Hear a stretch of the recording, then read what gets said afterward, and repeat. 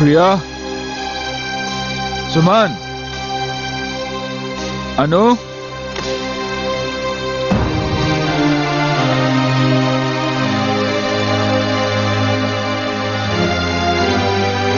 मैं जानता हूं तुम तीनों मुझसे बहुत नाराज हो। अपने भैया को माफ कर दो और घर चलो। अरे मैंने तुम लोगों को सचमुच घर से निकल जाने के लिए नहीं कहा था, वो तो गुस्से से मेरे मुंह से निकल गया। तुम लोग अच्छी तरह जानती हो कि मैं तुम लोगों के बिना एक पल भी नहीं रह सकता। चलो घर चलो बेटे, चलो। दीदी, भैया से कह दो कि अब हम उस घर में कभी नहीं जाएंगे। अनु, मैं उस चौखट पर खड़ा होकर तुम लोगों को बुलाने आया हूं जिस चौखट पर मैं थूकना भी पसंद नहीं करता। तो किसने बुलाया यहाँ पे? चले जाओ यहाँ से। ये अब यहाँ से कभी नहीं जाएंगे। मैं परायों से नहीं, अपनों से बात कर रहा हूं। मैं भी इनकी अपनी हूँ, बड़ी बहन हूँ। इंसान बड़ा कर्म से होता है, उम्र से नहीं। और तूने तो ऐसा कर्म किया है कि आज तक मुझे सर उठाने के काबिल नहीं रखा। तूने जो खुद किया इन्हें भी सिखाएगी, लेकिन मैं इनकी जिंदगी बर्बाद होने नहीं दूंगा। करण, हमने इन तीनों को यहाँ पे नहीं बुलाया। ये तीनों अपनी मर्जी से आए हैं और जाएंगे भी अपनी मर्जी से। मुझे जबरदस्ती करने पे मजबूर मत करो राज। अपने तेवर अपने पास रखो करण। ये मेरी चौखट है और यहाँ मेरी मर्जी चलेगी। निकल जाओ यहाँ से। चला जाऊंगा, लेकिन अगर शाम तक मेरी बहनें घर नहीं पहुंची तो अंजाम बहुत बुरा होगा। मेरी बहनों को मुझसे छीनने की कोशिश की, मैं तेरी सांसें छीन लूंगा। भूल जाऊंगा कि तू सीमा का पति है, मेरी बहन का सुहाग है।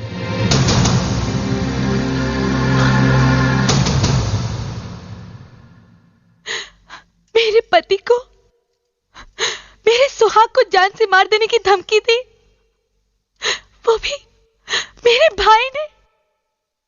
वो क्या समझते हैं? वो ये नाटक करके जाएंगे तो हम डर के घर चले जाएंगे? ऐसा नहीं होगा। दीदी, हमने फैसला कर लिया है, अब हम उस घर में कभी नहीं जाएंगे।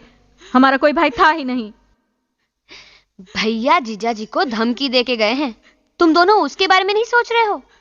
भैया बहुत गुस्से वाले हैं, वो कभी भी किसी भी वक्त जीजा जी को कहीं भी मार सकते हैं। मेरे ख्याल से हमें भैया के खिलाफ पुलिस में कंप्लेन करनी चाहिए और उन्हें। सबसे छोटी हो लेकिन बातें सबसे बड़ी की हैं तुमने। तुमने बिल्कुल ठीक कहा कि तुम्हारे भाई को पुलिस के हवाले कर देते हैं। अरे मैं तो कहती हूँ उसे जेल भेज देना चाहिए, क्योंकि तुम्हारा भाई बहुत बड़ा मुजरिम है। बहुत गुनाह किए हैं उसने।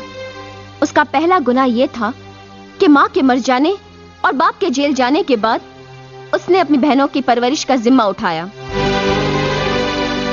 उसका दूसरा गुनाह यह था कि दिन रात मजदूरी करके भी वो भूखा रहा, लेकिन कभी अपनी बहनों को भूख का एहसास होने नहीं दिया। उसका तीसरा गुनाह यह था कि अपने हिस्से की चादर भी तुम्हें उड़ाकर वो रात भर सर्दी में ठिठुरता रहा।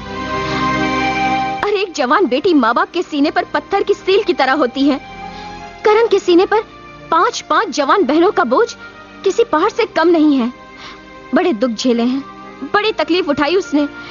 सिर्फ जिंदगी नहीं, इज्जत भी दी है तुम लोगों को। और अपनी प्यारी लाडली बहनों के लिए इतनी तकलीफ उठाने के बाद करण थक चुका है। उसे आराम करने के लिए जेल से अच्छी जगह और क्या हो सकती है।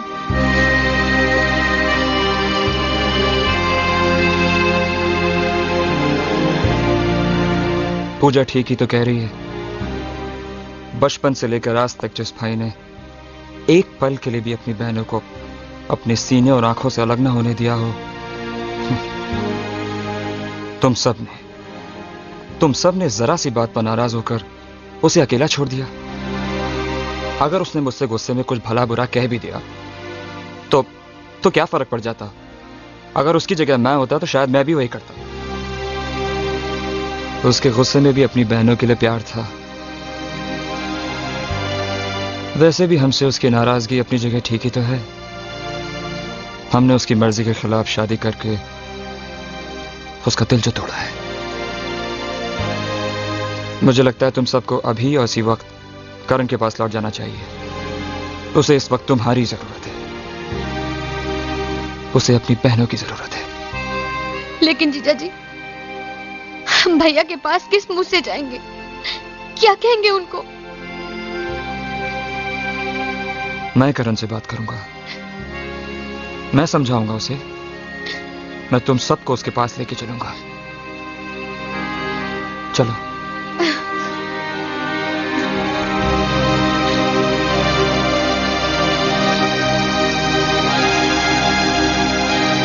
तुम साथ नहीं चलोगी सीमा? शादी के बाद लड़की को पहली बार लेने के लिए उसके मायके से कोई ना कोई आता है। लड़की खुद चलकर अपने मायके नहीं जाती। भैया से कहना मुझे अपने ससुराल से ले जाए, मैं उनका इंतजार करूंगी।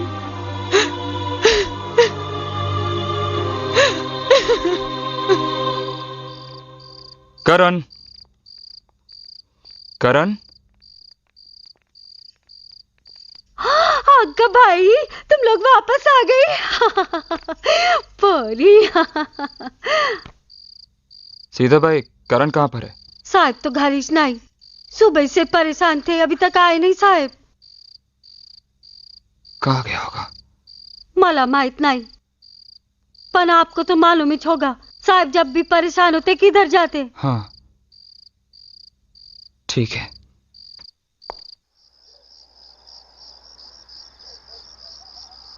करण, हम सबके बीच जो भी हुआ अच्छा नहीं हुआ।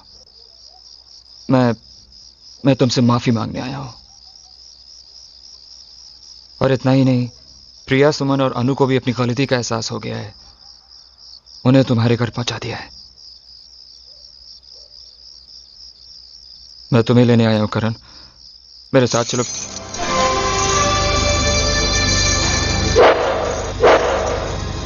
करण, मैं तो तुमसे सिर्फ माफी।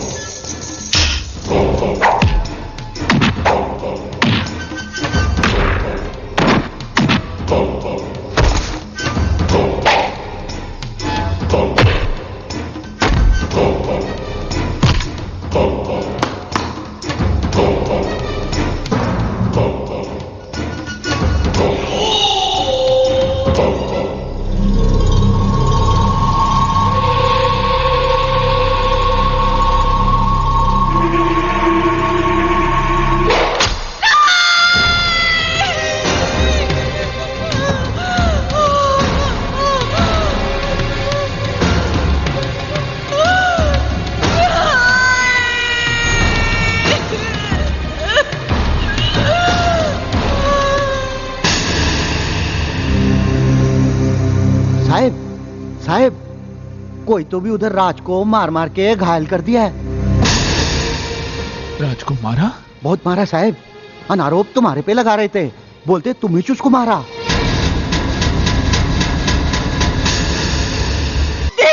कैसे मैंने कुछ नहीं किया है, जान से मार डालूंगा, मैं इसे जान से मार डालूंगा।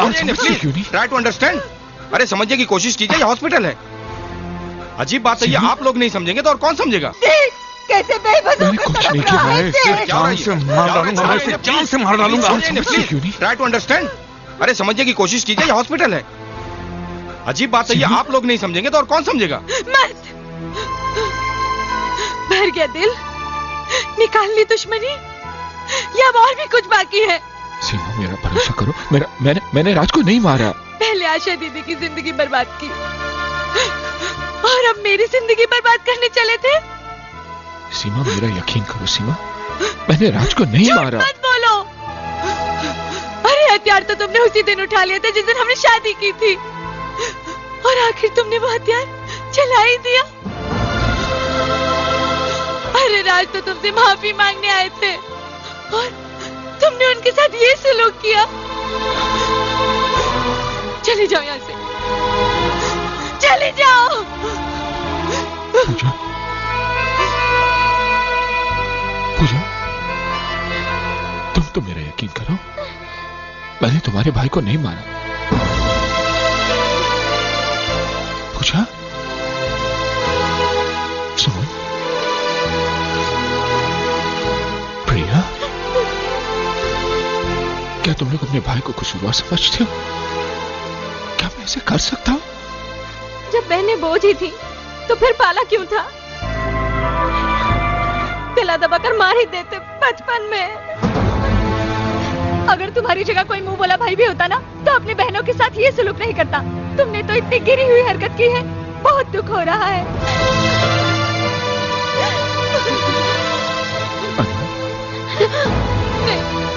पास मत आओ, अब तो तुमसे डर लगने लगा है।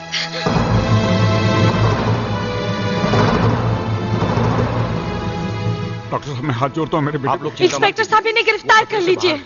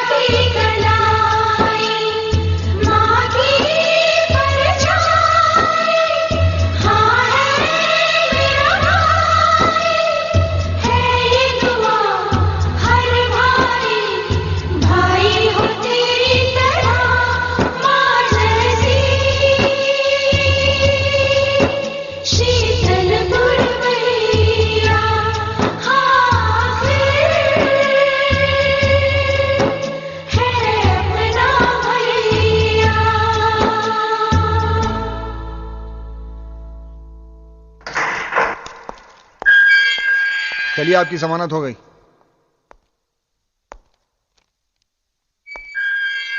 आप यहां साइन कीजिए।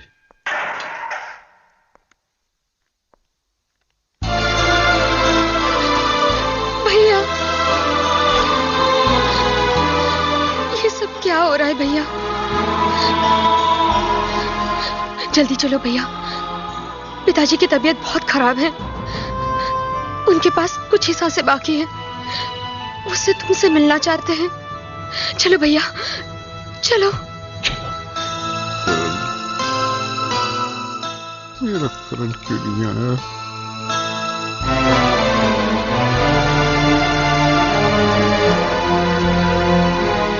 करण बेटा। साहब करण साहब आ गए।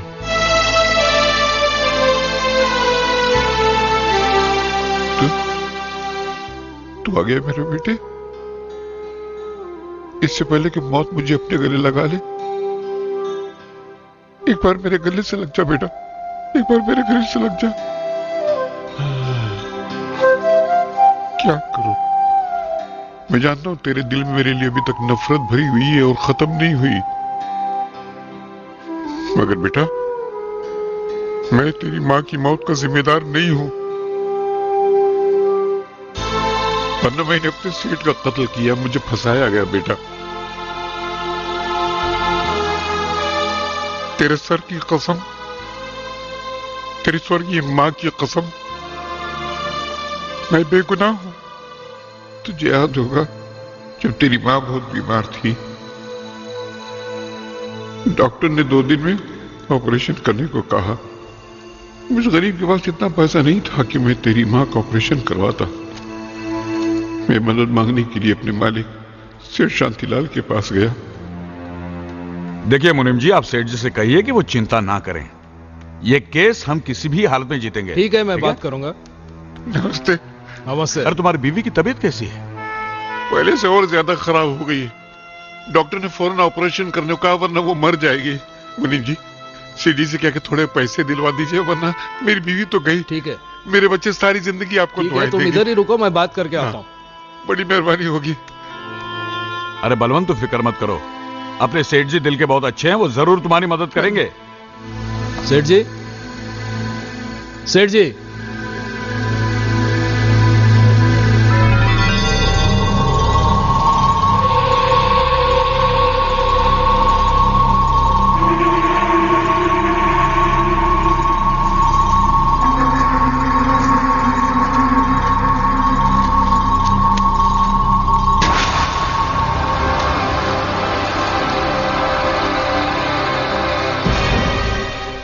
ये क्या कर रहे हैं आप?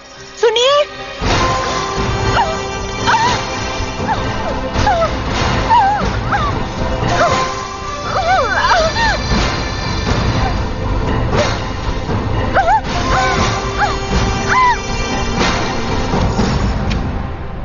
क्या हुआ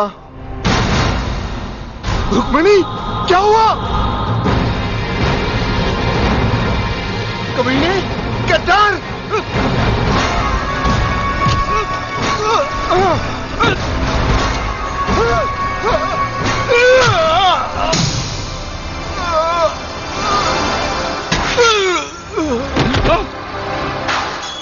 अरे मुनीम जी, अरे मुनीम जी, ये क्या किया आपने? सेठ जी और उनकी पत्नी का खून कर दिया आपने? खामोश। तुम्हारी बीवी बीमार है ना, तो इलाज कराने पैसे चाहिए ना, ले लो। मुझे नहीं चाहिए। अपनी बीवी का इलाज कराओ। अरे मगर तुमने अपने मालिक का खून कर दिया। अरे वर्मा, तुम इसको समझाओ ना। क्या समझाएंगे? टेंशन देने का लेने का नहीं, समझाओ इसको। ये पैसा लो। नहीं, अपनी पत्नी का इलाज करो, मेरी बात सुनो, इसी में तुम्हारी भलाई है। जाओ जाओ, अरे मगर मैं देखता हूँ, मैं कह रहा हूँ ना, जाओ तुम जाओ। अरे जाओ, मगर मैं सब संभाल लूंगा, जाओ जाओ। मुनीम जी? हाँ, तुम्हें मुंह मांगा पैसा मिलेगा। तुम कितने अच्छे और काबिल वकील हो, यह साबित करने का वक्त अब आया है। दवा लेकर जैसे मैं घर की तरफ बढ़ा तो पुलिस ने मुझे गिरफ्तार कर लिया, शांतिलाल और उसकी पत्नी के कत्ल के जुर्म में। पुलिस लॉकअप में वर्मा ने मुझे यकीन दिलाया कि वो मुझे बेगुनाह साबित कर देगा, लेकिन अदालत में वर्मा ने मुकदमा मेरे खिलाफ लड़ा। शांतिलाल की पत्नी के साथ मेरे नाजायज ताल्लुकात बताए, उसने मुझे कातिल साबित कर दिया।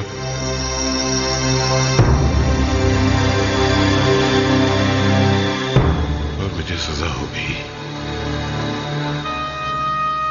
तेरी मां ये सदमा बर्दाश्त न कर सकी, वो इस दुनिया से चली गई। जेल से छूटने के बाद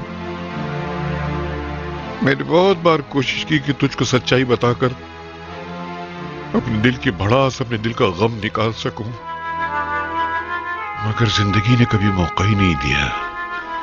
अगर मुझे पता होता कि मेरी मौत मेरे बेटे को करीब ला सकती है तो मैंने कब कब मौत को गले लगा लिया होता। ऐसा मत कहिए पिताजी, ऐसा मत कहिए। एक बार भी बोल। ऐसा मत कहिए पिताजी। मेरा जीवन सफल हो गया। और ये एक शब्द सुनने के लिए तुम मैं जिंदा था। पहले जिंदगी का कोई मकसद ही नहीं था, मेरी जिंदगी का मकसद हल हो गया। अब मुझे तकदीर से कोई शिकायत नहीं है। मगर बेटा, एक नसीहत देकर जा रहा हूं तुझे।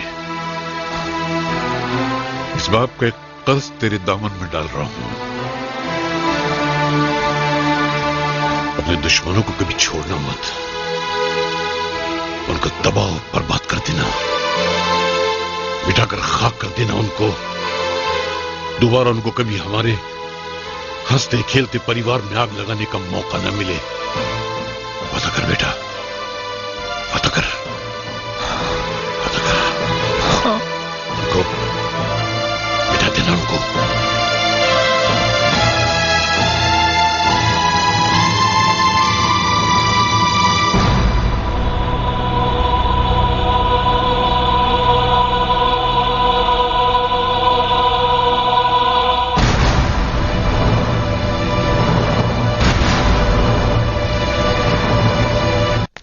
काबरा सेठ, काबरा सेठ, काबरा सेठ। क्या बात है वर्मा, इतना परेशान क्यों है? सिर्फ बाप को मार देने से काम नहीं चलेगा काबरा सेठ, उसके बेटे को भी मारना बहुत जरूरी है। उस करण ने मेरे बेटे को जान से मारने की कोशिश की है। अपने आदमियों को भेजकर उस करण को खत्म कर दो और वो कोर्ट कचहरी की परवाह मत करो।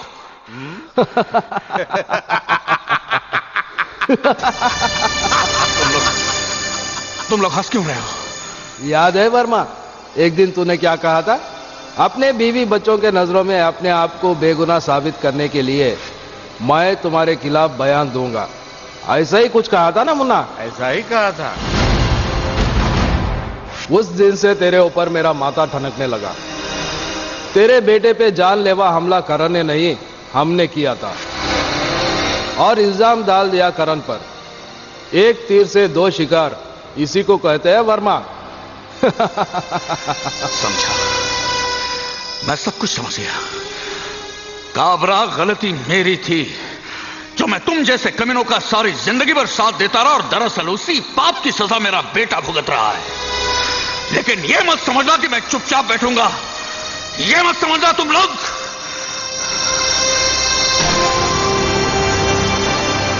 भैया, टेंशन देने का, लेने का नहीं।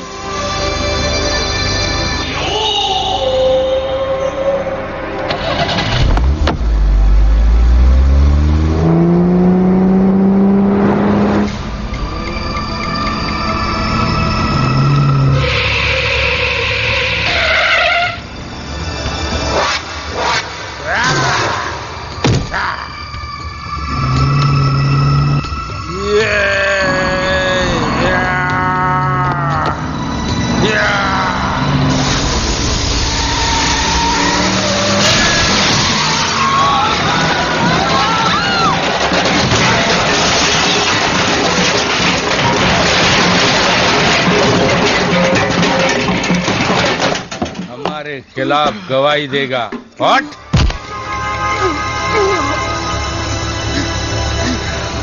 ये हमारा कोर्ट है वर्मा, यहां फैसला हम करते हैं।